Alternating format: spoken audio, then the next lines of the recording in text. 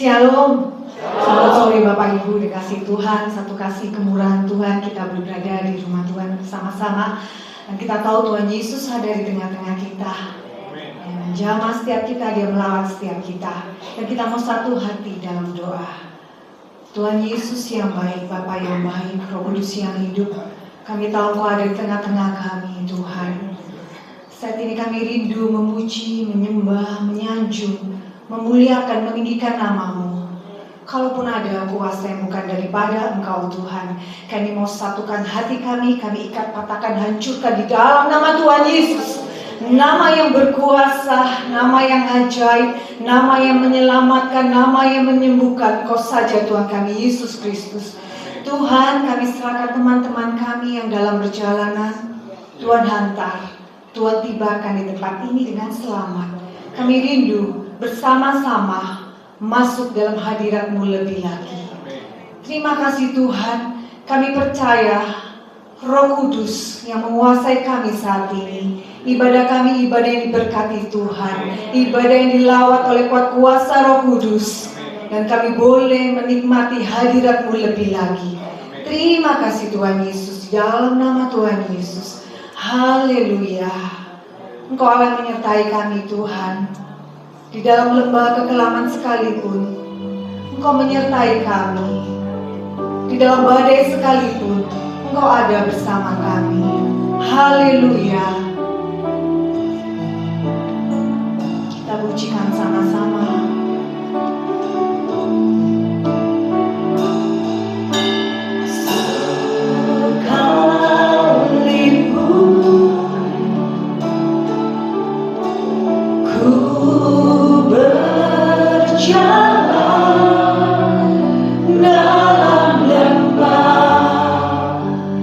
Kekelaman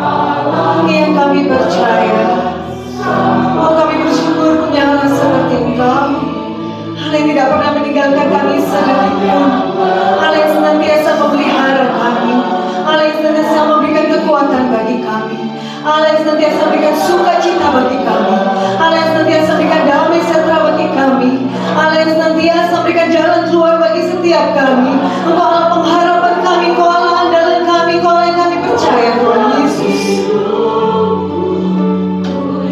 Haleluya, haleluya, kami bersuka menyala seperti Engkau, Tuhan. Tuhan yang bersama kami, berjalanlah bersama kami, Tuhan. Haleluya. Ku tak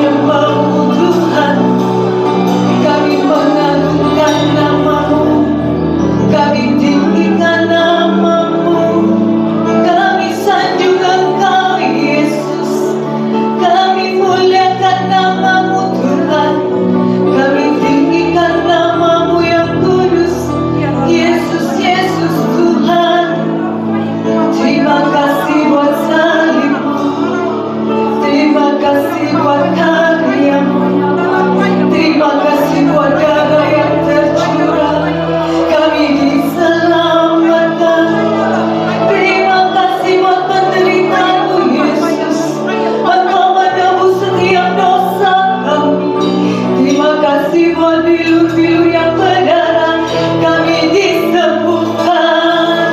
Terima kasih buat mahkota dunia, pimpinan kami dimulihkan. Terima kasih buat karyamu, terima kasih buat kami Tuhan. Terima kasih apa yang Kau lakukan untuk setiap kami Tuhan. Engkau sungguh Allah yang memberkati kami. Engkau sungguh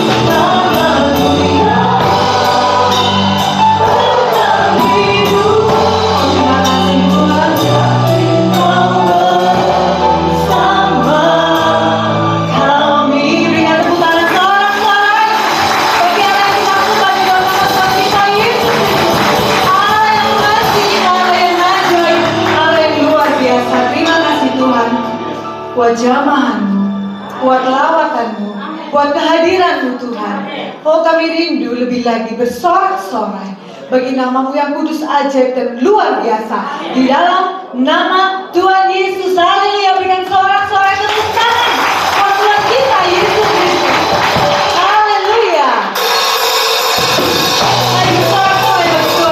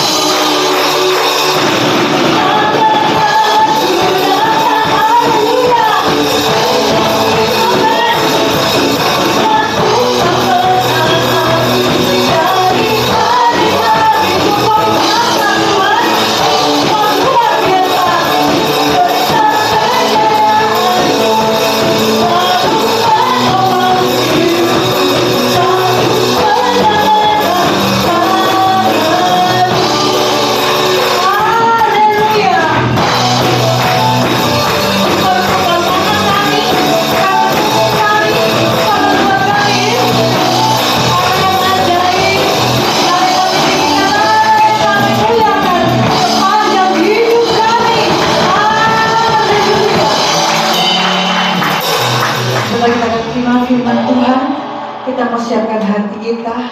Dan kita mau katakan, berfirmanlah Tuhan, kami siap menerima dan menjadi pelaku-pelaku firman. Haleluya. Kita katakan sama-sama,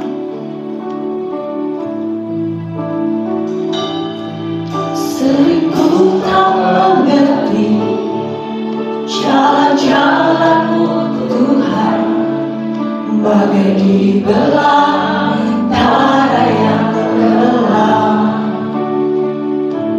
Ini yang kami lakukan Tuhan. Kami sungguh percaya padamu. Kau yang kami andalkan, Kau yang kami percaya. Haleluya. Seribu tak mengerti jalan-jalanmu Tuhan, bagai di belantara yang gelap. Tanpa seribu tanda, kami mau tetap percaya Tuhan. Jejakmu Tuhan sungguh sempurna.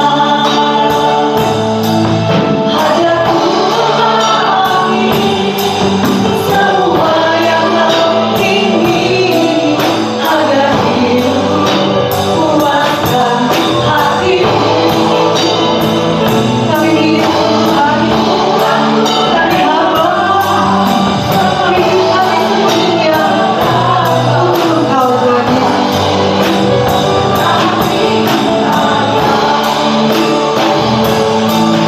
Hadapu memahami semua yang Kau ingini, agar hidupku puaskan hatimu. Bagimu aku berdoa, sepenuh hati menghamba, serahkan diri genapi karya-Mu.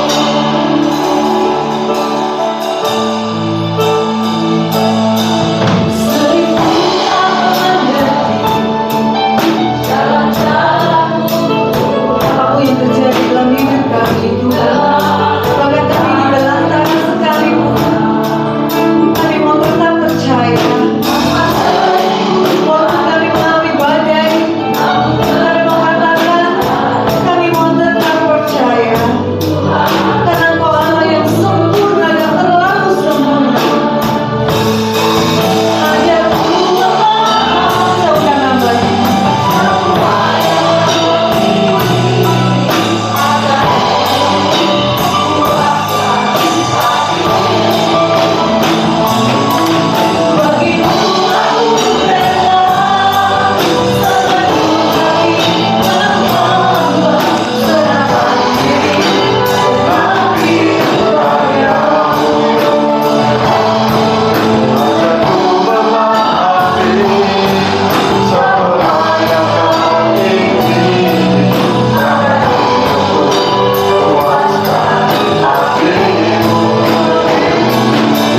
Bagimu aku rela, sepenuh hati menghamba, serahkan diri genapi karya-Mu.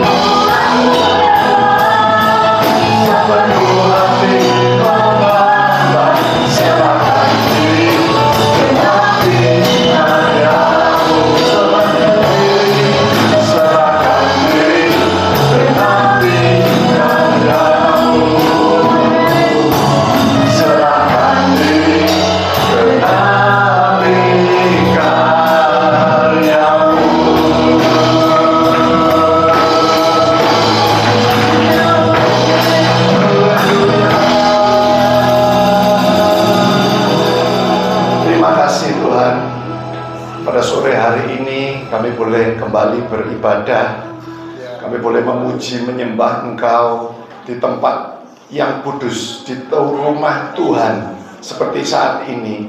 Terima kasih Tuhan, kami percaya hadirat Tuhan ada bersama dengan kami saat ini. Dan kami percaya pujian penyembahan yang sudah kami naikkan bersama boleh menyenangkan hati Tuhan. Dan kami percaya juga kekudusan Tuhan sudah melingkupi setiap kami. Terima kasih Tuhan, terima kasih, kami siap Tuhan untuk dengar firman-Mu. Kami juga percaya pengurapan Tuhan yang penuh ada pada setiap kami. Pengertian yang baru ada pada setiap kami. Iman yang selalu ditambahkan juga akan Kau berikan bagi setiap kami saat ini Tuhan. Terima kasih Tuhan atas hamba-Mu yang terbatas. Tuhan berikan pengurapan yang penuh, Tuhan kuasai sehingga apa yang hamba sampaikan benar-benar datang daripada Tuhan. Terima kasih, terpujilah nama-Mu. Di dalam nama Tuhan Yesus kami sudah alaskan doa dan ucapan syukur kami. Amin. Silakan duduk kembali. Shalom. Puji nama Tuhan. Berbahagia ya Bapak Ibu, pada sore hari ini kita punya satu kesempatan yang baik kalau kita boleh datang beribadah. Ini merupakan satu kesempatan yang baik loh Bapak Ibu. Ya, kalau kita memiliki satu kesempatan. Kadang orang itu sudah digerakkan Tuhan tapi malas, sehingga malas untuk melangkah masuk di dalam rumah Tuhan. Ya, ada yang seperti itu. Ada juga orang yang tidak punya kesempatan karena mungkin mereka sakit atau mungkin mereka disibukkan ya dengan banyak kesibukan. Dan puji nama Tuhan, kita semua bersyukur kalau kita ini sudah digerakkan sama Tuhan, sudah diingatkan, dan kita mau melangkahkan kaki kita masuk ke dalam rumah Tuhan. Amin. Ya, ini merupakan berkat. Kenapa? Karena setiap kali kita datang beribadah, setiap kali itu juga ada berkat Tuhan yang akan dicurahkan, akan diberikan bagi setiap kita. Jasmani, khususnya berkat rohani. Ini berkat rohani ini betul-betul satu berkat yang luar biasa Bapak Ibu. Karena kenapa? Kalau rohani kita sehat, pikiran kita, hati kita, tutur kata kita, tindakan kita itu pasti sehat. Amin. Akan benar. Kalau kita melakukan satu kebenaran Bapak Ibu, pasti feedbacknya, kembaliannya, kita akan memiliki rasa sukacita, ada damai sejahtera di dalam kehidupan kita. Coba kalau Bapak Ibu tidak mau melakukan yang namanya kebenaran, pasti gelisah, pasti damai sejahtera itu tidak ada. Sukacita juga tidak akan tercipta di dalam hidup setiap kita. Tetapi sebaliknya, kalau kita melakukan satu kebaikan, kita melakukan satu kebenaran firman Tuhan, pasti kita akan dilimpahi dengan yang namanya sukacita dan damai sejahtera. Amin. Kalau kita bersukacita, dikatakan hati kita bisa bergembira, itu semua merupakan obat. Betul? Kita bisa tetap sehat. Ya, kita percaya di dalam Tuhan pasti ada sukacita, pasti ada kesehatan yang prima. Amin. Kita percayai, kita amini. Dan yang saya ceritakan ini semua tuh Bapak Ibu, ini merupakan satu kebaikan Tuhan. Betul? Ini merupakan satu berkat Tuhan. Bapak Ibu, ada beberapa waktu yang lalu ada beberapa yang saya dengar gitu ya. Orang itu bertanya kepada orang yang percaya, mengapa kamu kok percaya sama Tuhan Yesus? Nah, kira-kira jawabannya apa Bapak Ibu? Bapak Ibu jawab ya di dalam hati setiap Bapak Ibu. Ada orang yang mengatakan yang seperti tadi sudah saya katakan. Pada setelah doa, saya katakan bersama, katakan kepada Bapak Ibu sekalian, oh ada berkat, ada sukacita, ada pertolongan Tuhan, ada kesembuhan, ada pemulihan, ada mujizat Tuhan. Ya, semuanya itu tentang kebaikan Tuhan. Betul ya? Ada orang yang menjawab kalau ditanya, kenapa kamu kok beriman? Kenapa kamu kok percaya kepada Tuhan Yesus? Kok bukan percaya kepada hal yang lain? Ilah yang lain mungkin, atau kepercayaan-kepercayaan yang lain. Banyak orang mengatakan, ya Tuhan Yesus itu betul-betul penuh kasih Pak. Dia sudah menyelamatkan hidupku. Ya, sehingga aku percaya kepada Tuhan. Tuhan itu penuh dengan kuasa. Tuhan itu suka menolong. Aku seringkali ditolong, Pak. Dari zamanku mulai aku percaya Tuhan Yesus sampai dengan saat ini, ya aku selalu ditolong Tuhan. Kalau aku sakit, aku doa, aku minta kesembuhan, Tuhan berikan kesembuhan. Kalau aku kurang berkat, Pak, aku berdoa sama Tuhan, aku diberkati. Oleh sebab itu aku beriman, aku percaya kepada Tuhan Yesus. Ini sudah membawa apa, Bapak Ibu? Ini merupakan satu bukan hal yang salah, saya katakan. Ini merupakan satu kebenaran. Memang salah satu dasar kita beriman percaya kepada Tuhan Yesus, karena kita percaya Tuhan itu memiliki segalanya, berkuasa segalanya, berdaulat segalanya, semuanya serba segalanya. Itu Tuhan yang kita miliki, Tuhan yang kita percayai, Tuhan yang kita imani. Tetapi ada seorang senior gitu ya, orang yang percaya kepada Tuhan, dia hamba Tuhan, dia mengatakan, kalau kepercayaanmu, kalau imanmu cuman sebegitu saja, karena dasarnya adalah kebaikan Tuhan, dasarnya adalah berkat Tuhan, cuman hal yang baik, yang indah saja, dikatakan iman kita, Bapak Ibu, ternyata dangkal, cetek bahasa Jawanya, begitu ya. Kalau kolam renang itu ya cuman semata kaki, belum sampai kolam renang yang dalamnya 3 meter, begitu. Begitu juga dengan iman percaya setiap kita, Bapak Ibu. Kalau kita cuman mendasari iman percaya kita, kepercayaan kita kepada Tuhan cuman sebatas berkatnya saja, ternyata kita ini dianggap orang yang beriman kepada Tuhan, tapi kelasnya itu cuma dangkal, belum dalam, begitu ya, dangkal. Kenapa? Karena landasannya adalah bentuk-bentuk pertolongan dari Tuhan saja yang diberikan. Kalau saya renungkan, ya benar juga ini. Kalau cuma dasar percaya kita kepada Tuhan cuman sebatas itu saja, memang benar seorang hamba Tuhan ini mengatakan imanmu dangkal, begitu ya. Kenapa? Kalau dasarnya seperti itu, Bapak Ibu, kita ini akan gampang sekali goncang. Maksudnya begini, di dalam dunia ini pasti penuh dengan masalah, betul ya, penuh dengan tantangan, sedikit-sedikit masalah. Kita tidak cari gara-gara, orang lain bisa cari gara-gara dengan kita, sehingga kita bisa tertimpa yang namanya masalah. Begitu ya, kita sudah jaga kesehatan kita, tetapi orang lain bisa menulari kita virus, mungkin seperti begitu gampangnya, sehingga kita yang kena masalah, badan kita sakit, badan kita lemah. Nah, ini contoh-contoh seperti itu.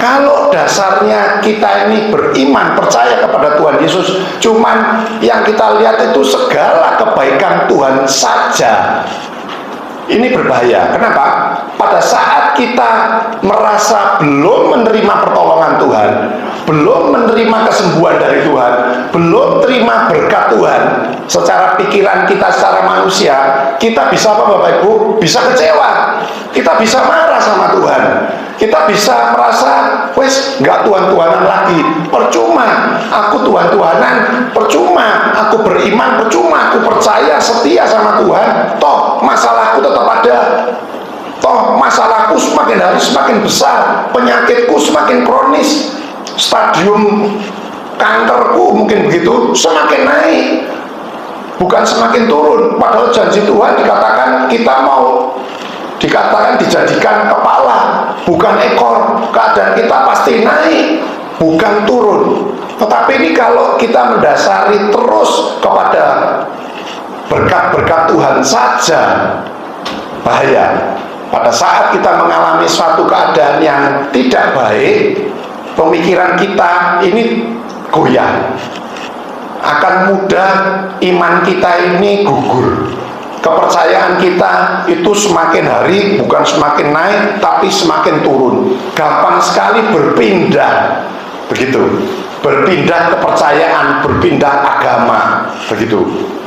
Dianggap, wah kalau percaya itu keadaanku selalu naik, nah kita mulai iri. Kenapa? Loh, dasar iman percayaku pada Tuhan itu katanya diberkati, katanya selalu naik jadi kepala bukan ekor. Tapi aku mengalami kehidupanku kok semakin seperti begini.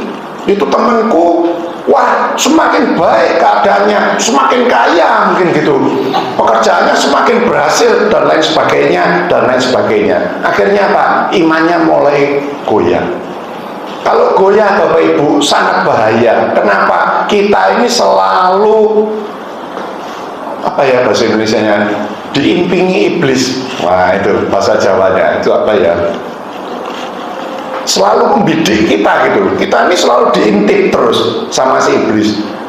Begitu ada kegoyahan dalam iman kita, iblis itu masuk merusak tatanan pemikiran kita, merusak iman percaya kita kepada Tuhan Yesus, digoyahkan, semakin dijatuhkan anak Tuhan ini. Kan tujuannya seperti itu, supaya tidak banyak orang itu bisa percaya kepada Tuhan Yesus. Itu tujuannya kuasa jahat, merusak, memporak-porandakan, menghancurkan. Itu pekerjaannya kuasa jahat. Oleh sebab itu sangat berbahaya.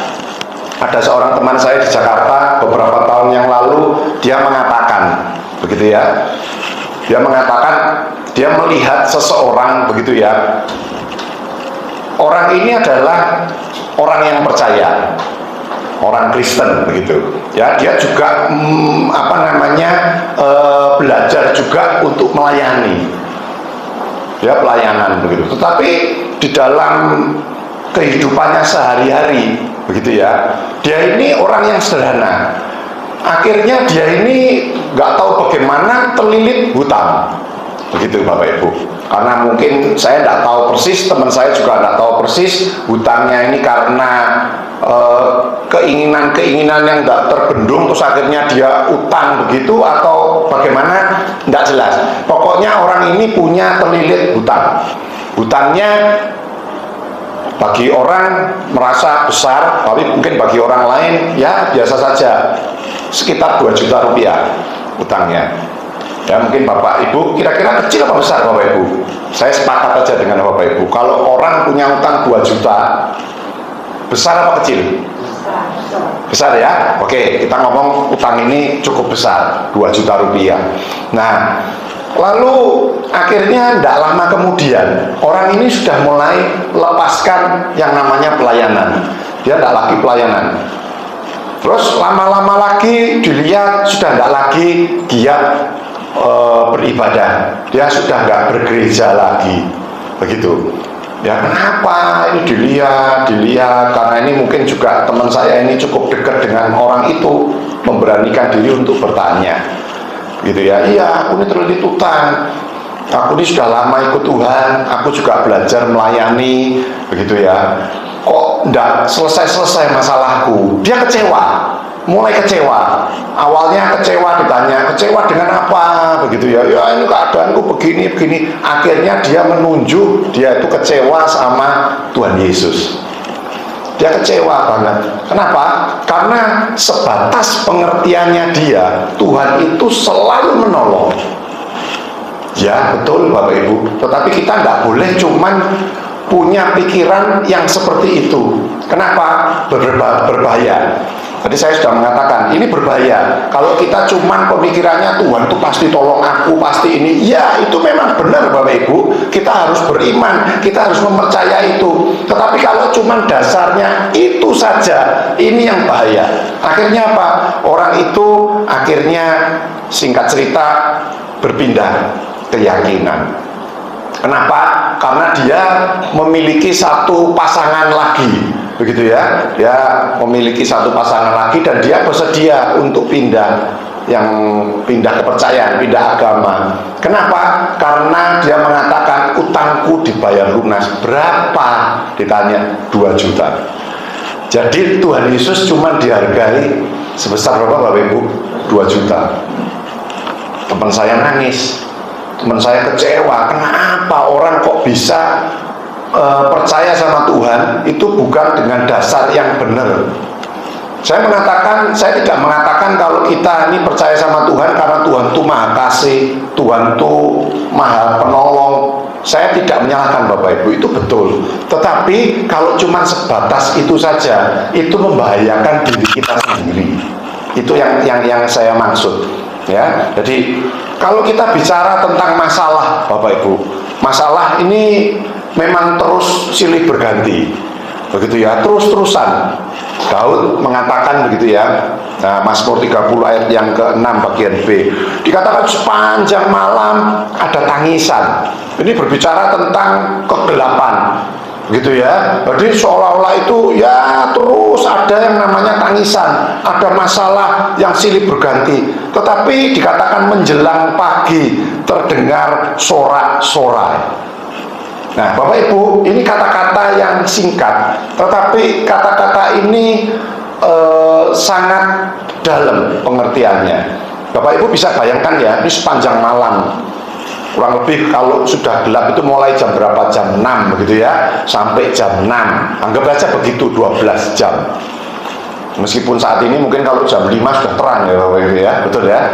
Yang kapan hari hampir jam 6 masih gelap. Anggap saja 12 jam kita itu mengalami kegelapan malam, begitu ya. Dan Daud mencatat di sini sepanjang malam itu ada tangisan. Artinya apa? 12 jam itu ada persoalan, ada tantangan, ada masalah, ada sakit penyakit. Tapi dikatakan menjelang pagi terdengar sorak-sorai. Ya, mungkin mulai jam 6 pagi sampai jam 6 sore lagi, itu ada sorak-sorai, ada sukacita, tidak ada lagi yang namanya tangisan. Bapak Ibu, kalau kita renungkan Bapak Ibu, berarti ada keadaan kurang lebih 50%, betul? Ada keadaan yang gelap selama 12 jam, ada keadaan yang terang 12 jam. Yang gelap itu penuh dengan tangisan, yang terang itu penuh dengan sorak-sorai. Artinya apa? Ada batas waktu, ada durasi waktunya. Artinya apa? Setiap masalah yang kita alami pasti akan selesai di dalam Tuhan. Amin. Nah, seperti itu. Jadi kita jangan terus merasa masalahku terus ada. Bapak Ibu beriman, Bapak Ibu percaya kan tadi bahwa Tuhan Yesus itu sanggup menolongku, sanggup menyembuhkan aku, sanggup memulihkan hidupku. Sehingga pasti ada batasnya, ada waktunya Tuhan campur tangan. Ada waktunya kita akan bersorak-sorai. Setiap masalah yang kita alami pasti saya katakan ada ujungnya, betul? Kan nggak terus kita kalau ini malam ini sudah gelap di depan, gelap. Dan besok pagi kalau Bapak Ibu di sini ya pasti sudah terang. Nggak mungkin gelap terus, 24 jam gelap terus, nggak mungkin. Pasti ada ujungnya.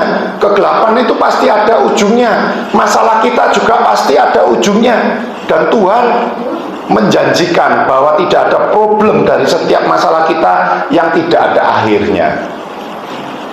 Amin Bapak Ibu. Pasti akan terselesaikan. Nggak tahu caranya gimana, pokok kita gandol sama Tuhan. Pasti satu waktu Tuhan tolong. Nggak tahu caranya gimana, saya juga nggak tahu Bapak Ibu.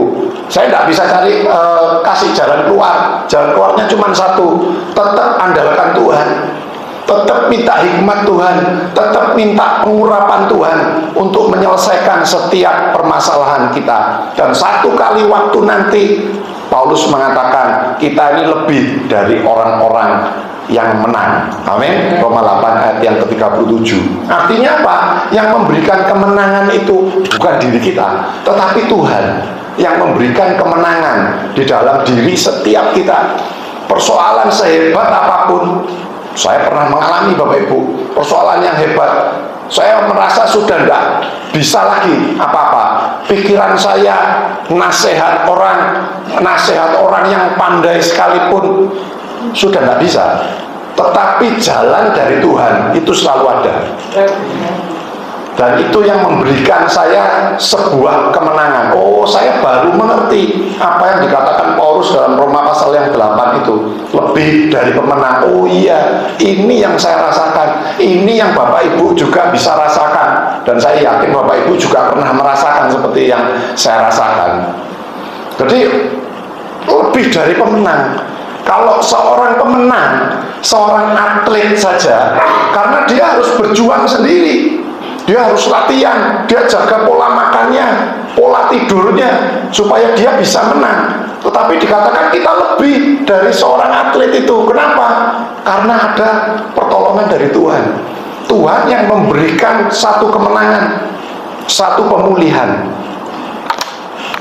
Satu ayat Bapak Ibu, Tuhan Yesus itu dikatakan Alfa dan Omega, begitu ya. Yang pertama dan terkemudian, yang awal dan akhir.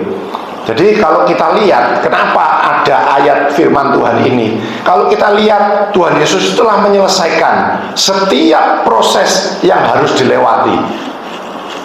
Maksudnya apa? Tuhan Yesus lahir di dunia ini, Tuhan Yesus hidup di dunia ini sekian puluh tahun. Lalu Tuhan Yesus juga mati di atas kayu salib. Setelah itu memang bangkit. Kita batasnya sampai 3 periode ini aja, gitu ya. Lahir, begitu ya, hidup di dalam dunia sampai dengan Tuhan Yesus mati. Tuhan Yesus ini Alfa dan Omega, yang pertama, gitu ya, dan terkemudian, awal akhir. Artinya Tuhan Yesus ini mengalami proses di dalam kehidupan di dalam dunia ini. Dan Tuhan Yesus telah menyelesaikan tugas yang Bapaknya berikan. Mengorbankan diri, memberikan pengampunan, tugasnya itu selesai. Tapi kalau kita lihat di dalam kehidupannya, Tuhan Yesus juga mengalami banyak masalah. Betul? Dihina, tidak dipercayai, ditolak, ya, pada akhirnya disiksa, dibunuh, begitu ya, sampai mati di atas kayu salib, direndahkan. Itu masalah bagi Tuhan pada saat itu, begitu. Nah, kita pun juga mengalami banyak masalah-masalah itu, tetapi Tuhan Yesus tidak meninggalkan setiap kita, Bapak Ibu. Oleh sebab itu dikatakan Tuhan Yesus naik ke surga, gitu ya, memberikan Roh Kudus. Roh Kudus, rohnya Tuhan Yesus sendiri itu diberikan, dicurahkan bagi setiap kita, ada di dalam diri kita. Untuk apa? Untuk menolong kita, untuk menyelesaikan setiap masalah yang kita alami, dengan terus memberikan kekuatan, begitu ya, memberikan sukacita, memberikan dorongan, begitu ya, hikmat, pengurapan pada saat setiap kali kita mengalami yang namanya masalah. Tuhan Yesus pernah mengatakan kepada murid-muridnya, berdoa ya untuk murid-muridnya, Yohanes 17 ayat 15 itu, aku tidak meminta supaya engkau mengambil mereka dari dunia. Jadi maksudnya Bapak Ibu jangan minta mati, begitu ya. Waduh, tidak kuat aku mau mati aja. Nah, ini bukan prinsipnya Tuhan Yesus. Ini bukan pola mainnya dari Tuhan, bukan. Jadi kalau lihat ciptaannya, oh penuh masalah, ya kita ambil aja, begitu ya. Enggak, ternyata Tuhan Yesus tidak seperti itu polanya. Tuhan kita tidak seperti itu.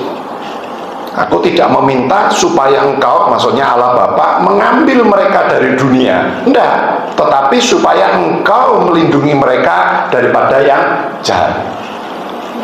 Jadi polanya seperti itu. Jadi jangan pernah kita, meskipun terkadang terlintas di dalam pemikiran kita sudah tidak kuat lagi hidup dalam dunia ini. Masalahku besar, Pak. Tantanganku besar. Aku sudah tidak kuat lagi. Ingat, Tuhan Yesus berdoa loh untuk kita. Supaya kita apa? Supaya kita diambil, supaya kita cepat mati. Ternyata tidak. Supaya kita itu dilindungi oleh Bapa, supaya kita itu dihindarkan dari panah api si jahat. Nah, seperti itu. Jadi kalau kita ini dilindungi, kita ini diproteksi, kita dikasih kekuatan, dikasih sukacita, damai sejahtera, wah, bersyukur kita memiliki Allah yang dahsyat, begitu ya. Bapak Ibu, saya mau cerita sedikit tentang Sadrak, Mesak, dan Abednego. Ya, ini mengingatkan kembali kepada kita ada dalam Daniel pasal yang ketiga ini. Ceritanya Sadrak, Mesak, dan Abednego ini menjawab Raja Nebukadnezar. Karena pada saat itu Nebukadnezar membuat patung. Ya, Bapak Ibu pasti ingat patung itu supaya seluruh masyarakat di negeri itu untuk menyembah patung yang dibuat oleh Nebukadnezar. Tapi ada 3 orang yang percaya kepada Allah Israel, 3 anak muda ini tidak mau. Itu ya, dia mengatakan tidak ada gunanya kami memberi jawab kepada Tuanku dalam hal ini. Jika Allah kami yang kami puja sanggup melepaskan kami, maka ia akan melepaskan kami dari perapian yang menyala-nyala itu dan dari dalam tanganmu ya Raja. Tetapi seandainya tidak, hendaklah Tuanku mengetahui ya Raja, bahwa kami tidak akan memuja dewa Tuanku dan tidak akan menyembah patung emas yang Tuanku dirikan itu. Jadi raja ini memberikan patung, mendirikan patung, membuat patung dari emas. Semua masyarakatnya, penduduknya itu disuruh nyembah. Kalau tidak nyembah, mau disiksa, mau dibunuh, dimasukkan ke dapur api yang menyala-nyala itu. Tetapi karena iman dari Sadrak, Mesak, dan Abednego, yang imannya bukan sebatas pertolongan Tuhan saja, sebatas cuman yang baik-baik saja, Sadrak, Mesak, Abednego tetap berkeyakinan. Dia tetap tidak mau menyembah, dia tidak mau menjual imannya. Ini hukumannya mati, Bapak Ibu.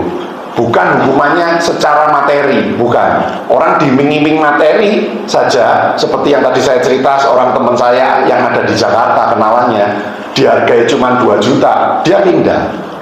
Dia sudah tidak kuat lagi punya utang 2 juta, dikejar-kejar orang. Stres dia dalam hidupnya. Lalu dia lebih baik aku menikah dengan orang lain meskipun tidak percaya, begitu ya, asal masalahku, utangku yang 2 juta itu selesai, lewat. Wah, sungguh disayangkan kalau punya iman dangkal seperti teman saya tadi, Bapak Ibu. Beda sekali dengan kepercayaannya Sadrak, Mesak, dan Abednego. Diancam sekalipun, ancamannya bukan cuma suntik mati gitu.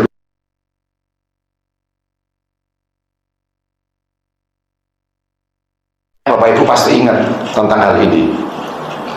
Dengan kata lain, Bapak Ibu, dia mengatakan begini, seandainya Tuhan ini tidak menolong, begitu ya, Sadrak, Mesak, dan Abednego ini tetap tidak akan mengingkari imannya kepada Tuhan dengan menyembah patung, dengan berpindah keyakinan. Dia tidak mau. Dia tetap percaya dengan Allah Israel.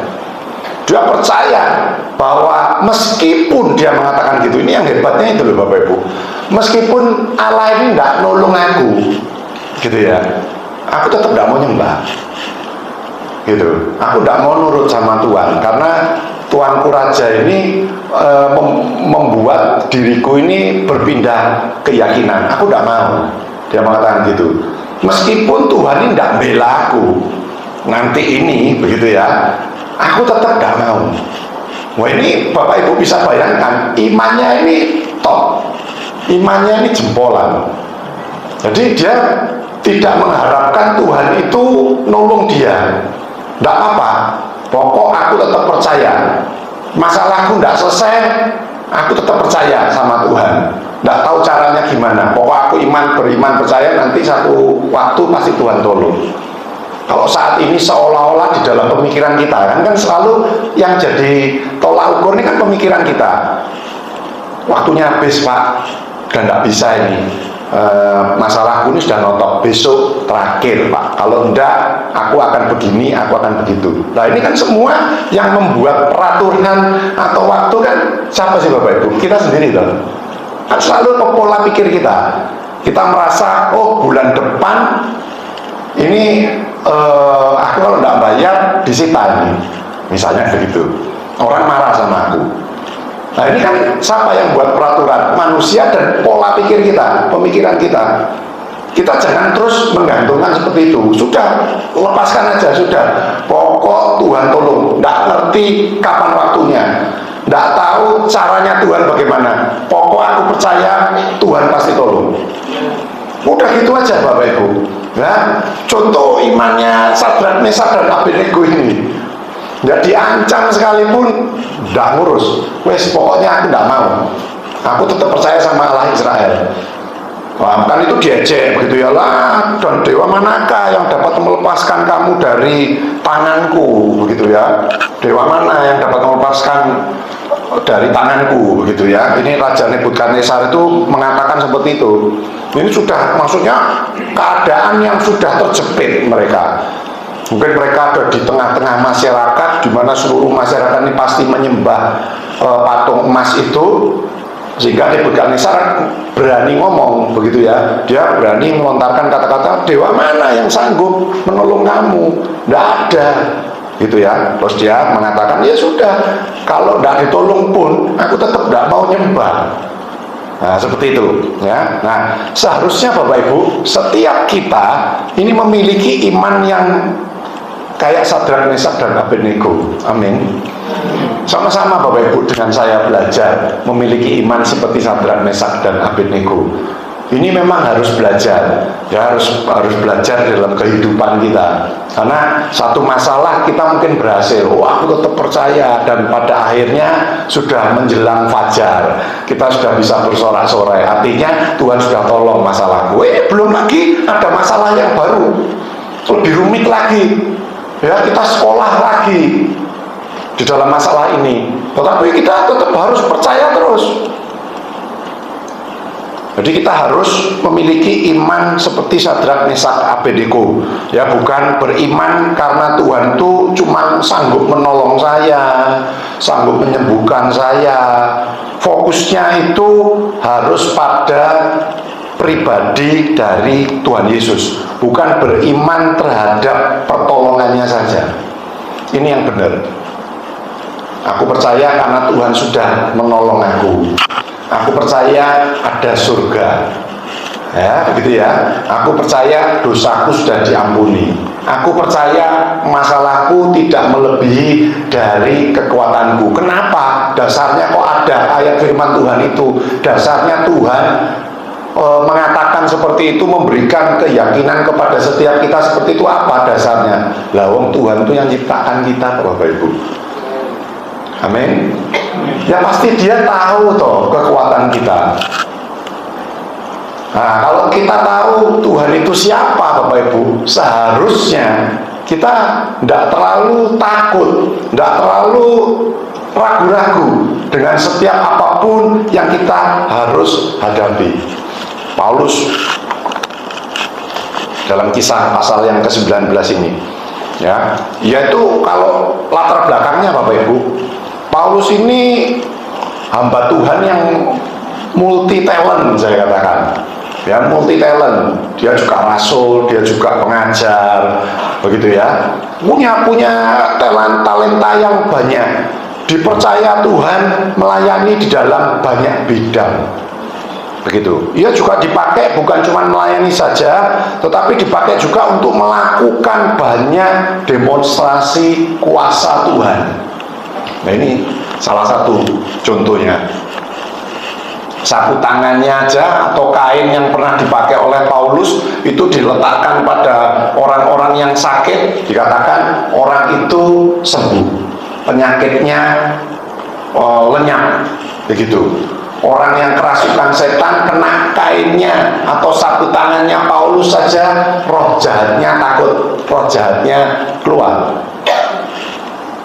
Nah, berarti ini Paulus ini seorang yang hebat.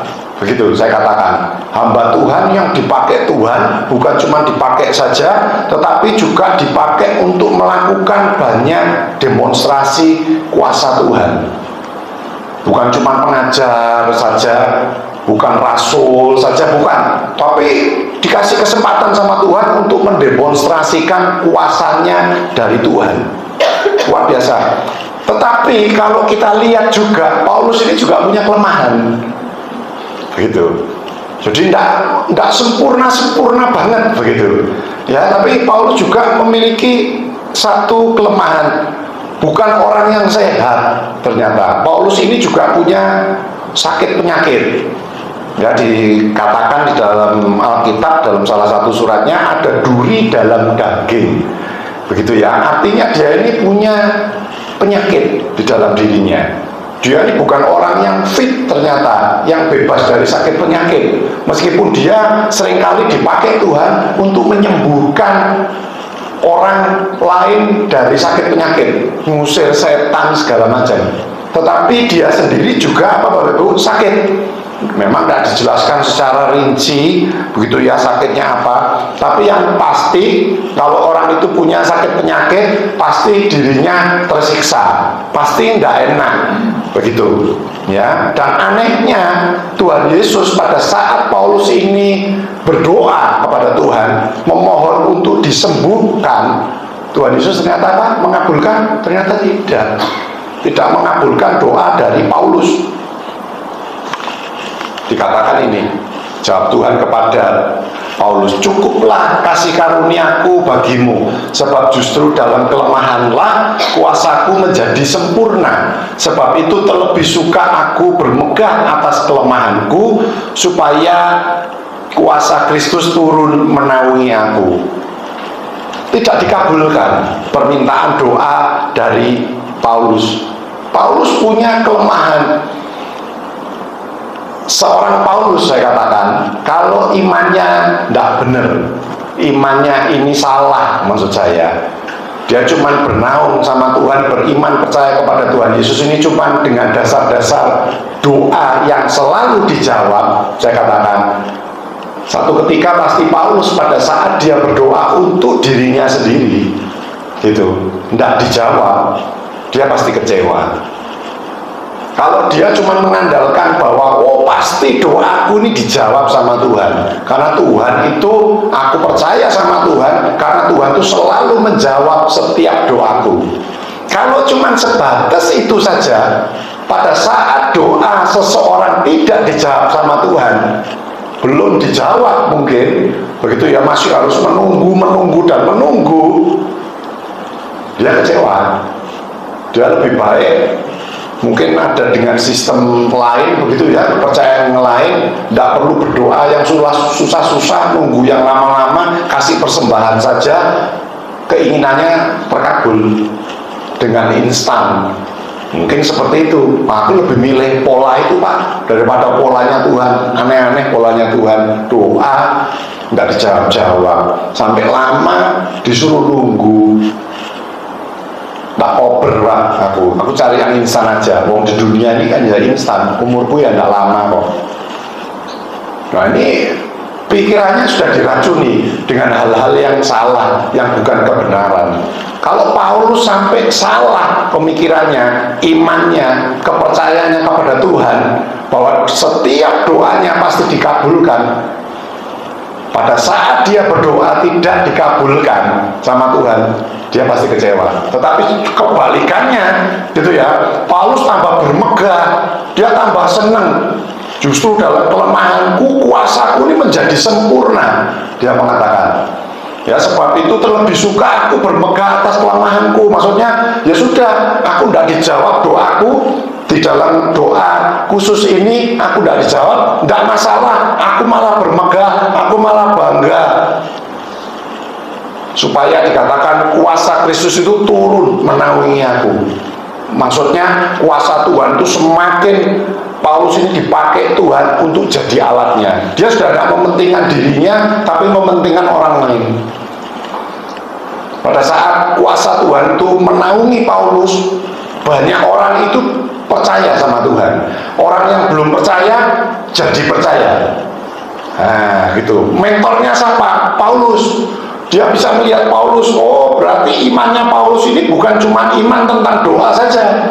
Karena Paulus sendiri punya kelemahan. Paulus sendiri sakit, bisa sakit, tapi dia tetap sungguh-sungguh sama Tuhan, tetap bersemangat, tetap memiliki roh yang menyala-nyala. Orang melihat, sehingga orang ini bisa punya iman yang benar seperti yang dimiliki oleh Paulus.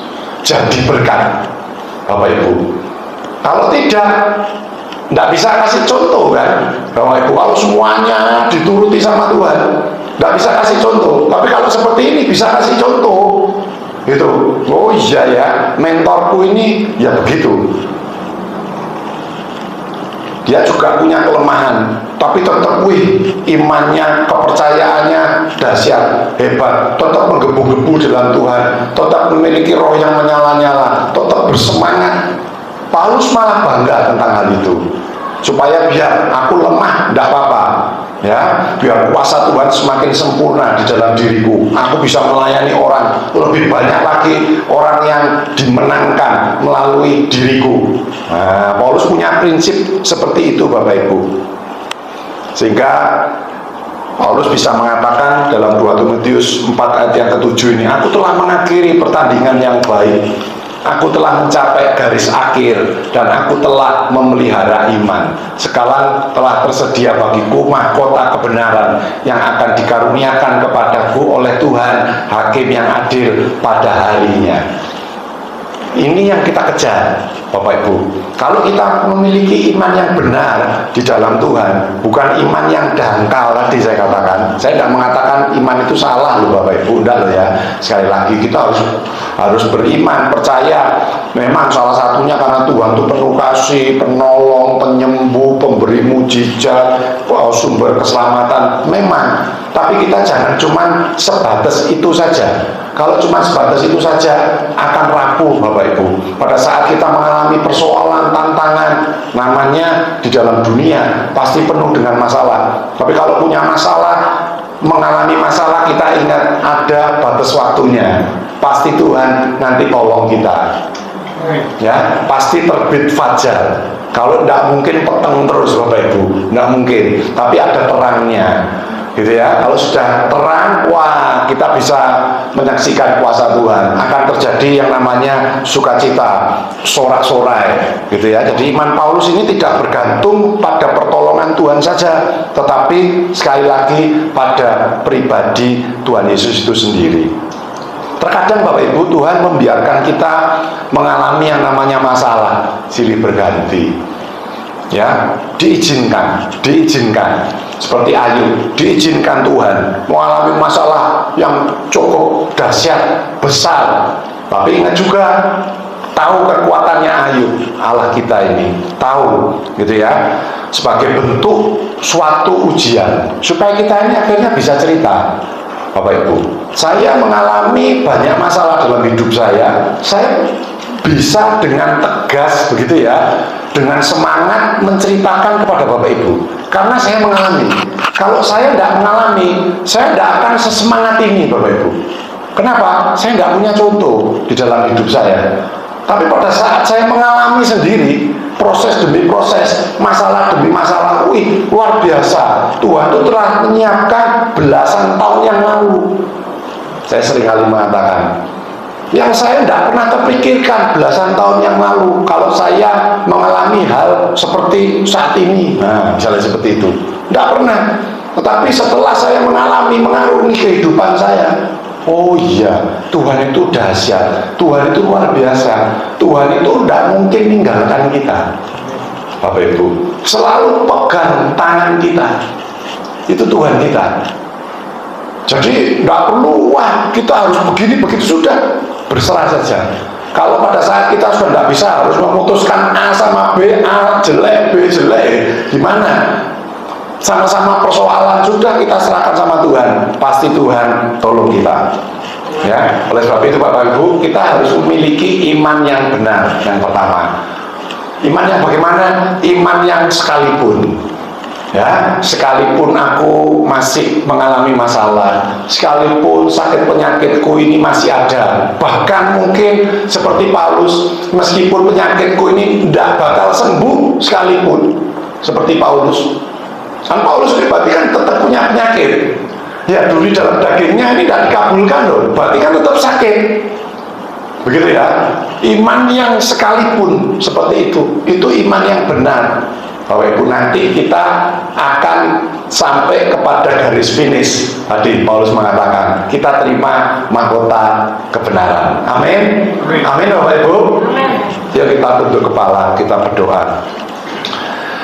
Bersyukur Tuhan, pada sore hari ini kami boleh mendengar kebenaran firman-Mu yang akan memberikan pengertian kepada setiap kami supaya kami tidak salah untuk percaya kepada Engkau. Dasarnya harus benar Tuhan, karena Engkau, bukan karena sebatas pertolongan-Mu saja, tetapi benarkan Tuhan iman kepercayaan kami, berikan pengertian yang lebih lagi di dalam pemikiran kami, sehingga kami punya hikmat yang lebih lagi, lebih mengerti lagi melalui kuasa Roh Kudus-Mu, sehingga kami pulang dari tempat ini yang mungkin kami selama ini memiliki iman atau kepercayaan dasar yang salah kepada Engkau, Tuhan sudah perbaiki. Terima kasih Tuhan, meteraikan setiap firman Tuhan di dalam diri setiap kami, dan kami percaya setiap kami saat ini yang hadir sudah Tuhan berkati.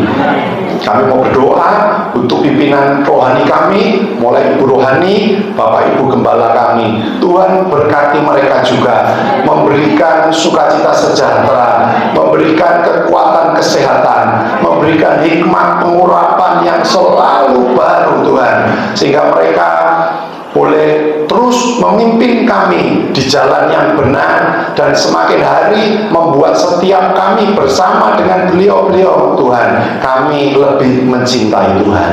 Terima kasih Tuhan, terpujilah nama-Mu. Di dalam nama Tuhan Yesus kami sudah alaskan doa dan ucapan syukur kami. Amin. Tuhan Yesus berkati. Saya serahkan kembali kepada Bapak Gembala.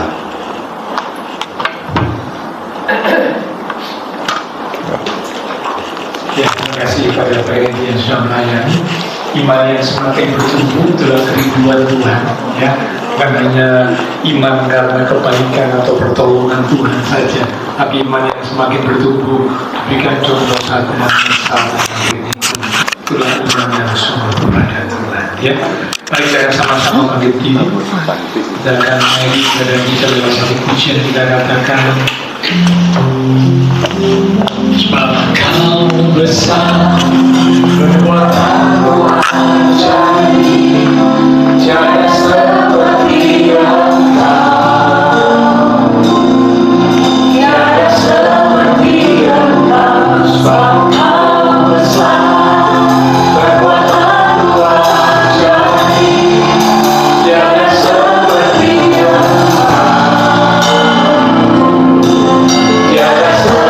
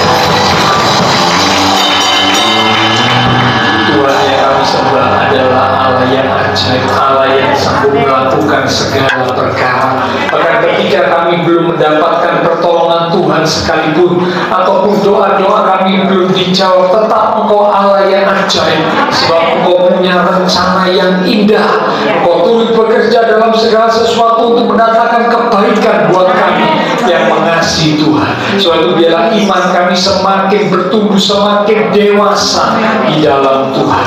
Terima kasih Tuhan, berkati hamba-Mu Bapak Genggi yang sudah menjadi saluran berkat menyampaikan pesan kebenaran malam ini. Biarlah upus urapan kuasa Kudus mengurapi dan menyertai hamba-Mu, memakai hamba-Mu untuk lebih lagi berkarya bagi Tuhan untuk kemuliaan Tuhan. Kami berdoa untuk setiap jemaat Tuhan diberkati iman rohani, setiap umat Tuhan semakin dewasa di dalam Tuhan, diberkati kehidupan keluarga rumah tangga, damai sukacita Tuhan dicurahkan, diberkati usaha pekerjaan, diberkati studi sekolah, diberkati kesehatan kami, akan Kau berjanji menyediakan masa depan yang indah penuh dengan pengharapan. Terima kasih Tuhan. Hamba berdoa untuk setiap jemaat Tuhan. Oh Tuhan, mungkin ada mereka yang sakit sehingga mereka tidak bisa hadir. Tuhan mengirim melawat setiap mereka, berikan kekuatan, kesehatan, kesembuhan di dalam nama Tuhan Yesus Kristus. Mereka yang lemah juga dikuatkan, mereka yang susah dihiburkan, mereka sedang menghadapi masalah pergumulan, biarlah iman mereka tetap teguh di dalam Tuhan, menanti-nantikan Tuhan dan tetap terus percaya kepada Tuhan. Terima kasih Tuhan. Semua yang sudah melayani persembahan yang dipersembahkan, apapun yang dilakukan setiap umat Tuhan, karena mengasihi Tuhan Allah sumber segala berkat akan memberkati kembali dan memakai hidup kami untuk boleh lebih lagi memuliakan Tuhan. Berdoa pula memberkati bangsa negara kami Indonesia, pemimpin-pemimpin bangsa kami, kota kami Surabaya, bahkan juga tetangga lingkungan sekitar gereja Tuhan. Memberkati setiap jemaat Tuhan yang berulang tahun sepanjang minggu ini, dengan pertambahan usia yang Tuhan beri, membawa kami semakin dekat Tuhan, semakin cinta Tuhan, semakin sungguh-sungguh di dalam Tuhan. Terima kasih Tuhan. Setelah selesai ibadah, kami akan berpisah satu dengan yang lain, kembali ke aktivitas kami, kembali ke keluarga rumah tangga kami. Biarlah segala berkat anugerah, damai, sukacita yang melimpah dari Allah Bapa Surgawi, kasih Tuhan Yesus Kristus, dan persekutuan dengan kuasa Roh Kudus akan memimpin menuntun langkah kehidupan setiap kita, khusus kita sekalian mulai malam ini sampai Maranatha Tuhan Yesus datang kembali. Di dalam nama Tuhan Yesus Kristus, semua yang percaya diberkati Tuhan. Mari bersama dengan iman kita berkata, Amin.